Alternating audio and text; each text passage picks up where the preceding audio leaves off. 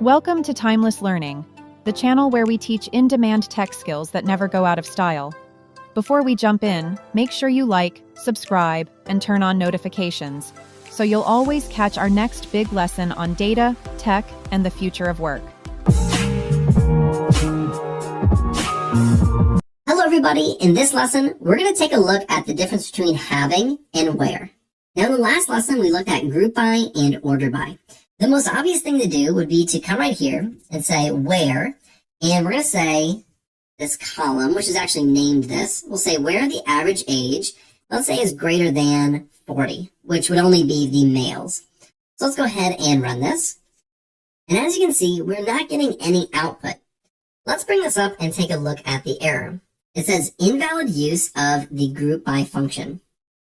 What's actually happening is something to do with this group by gender right here. When we're selecting gender and then we're performing an aggregate function, this occurs only after the group by actually groups those rows together. So when we're trying to filter based off of this column right here of average age, it really hasn't been created yet because this group by hasn't happened. That's where the having clause comes into play. So let's go ahead, and what we're going to do is we're going to get rid of this. We're going to come right down here, and instead of where, we're going to say having. Now, having was specifically created for this exact example. It comes right after group by, and after group by, we can filter based off of these aggregate functions. So now if we run this, we're going to get an output that only has where the average age is greater than 40. Now let's take a look at just one more example, and I'm going to show you how you can use both in one query. So instead of demographics, let's look at the salary table. And let's run it. Now, in this salary table, we have this occupation, and remember, we have this office manager that happens twice. And this is going to be our main example.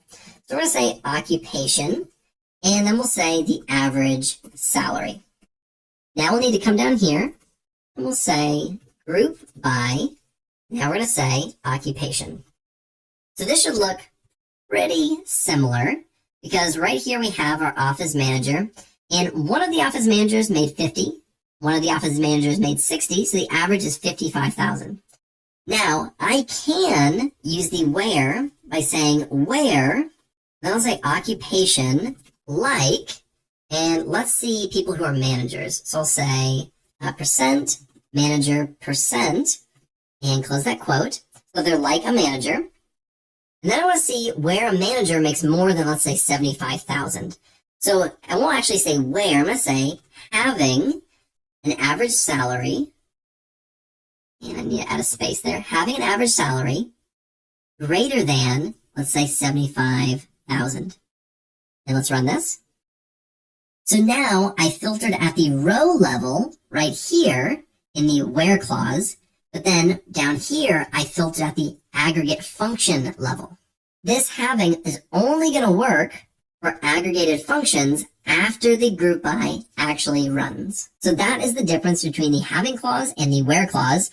The where clause you're most likely going to use a lot more, but if you do want to filter on those aggregated function columns, you have to use the having clause.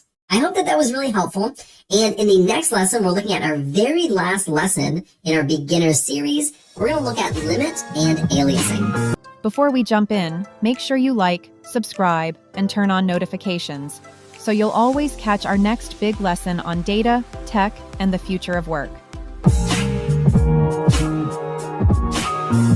Hello everybody, in this lesson, we're going to be taking a look at limit and aliasing. Limit is just going to specify how many rows you want in your output. If we take this table, for example, if we come right here and we say limit, let's do 3.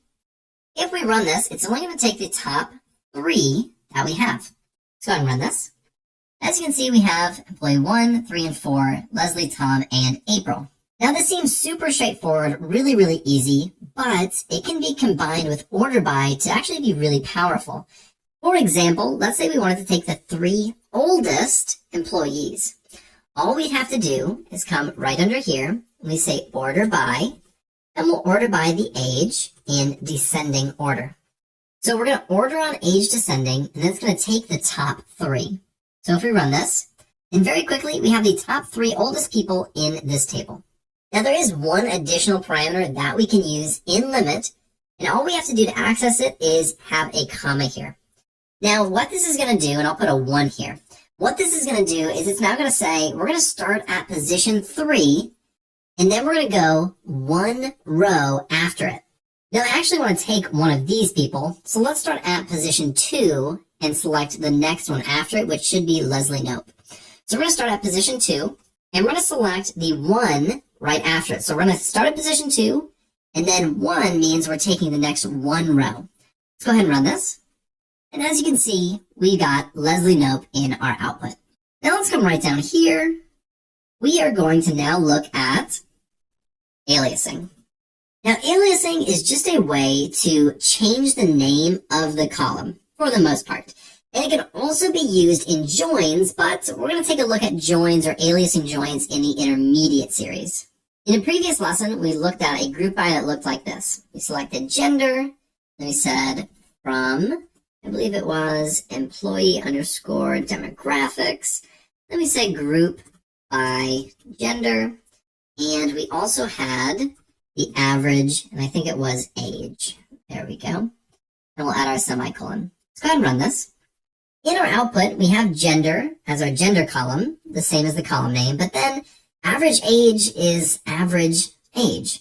And so if we want to actually do something like a having, where we say having the average age, let's say greater than 40, like we had it, we have to actually use this aggregate function in our having clause, and we don't want to always have to do that.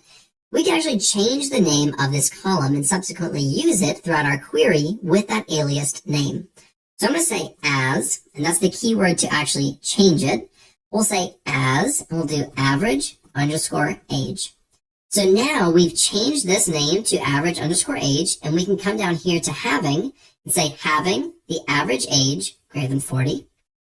And when we run this, it works perfectly, and you'll notice that the name of the column is actually changed. Now, this as isn't actually 100% needed. It's kind of implied. Even if we get rid of it, it's implied there's like this as in there somewhere. But we don't have to have it. If we took it out and ran it like this, it would still work exactly the same. So that is how we can use limit and aliasing in SQL. And congratulations, this is the end of the beginner series in MySQL.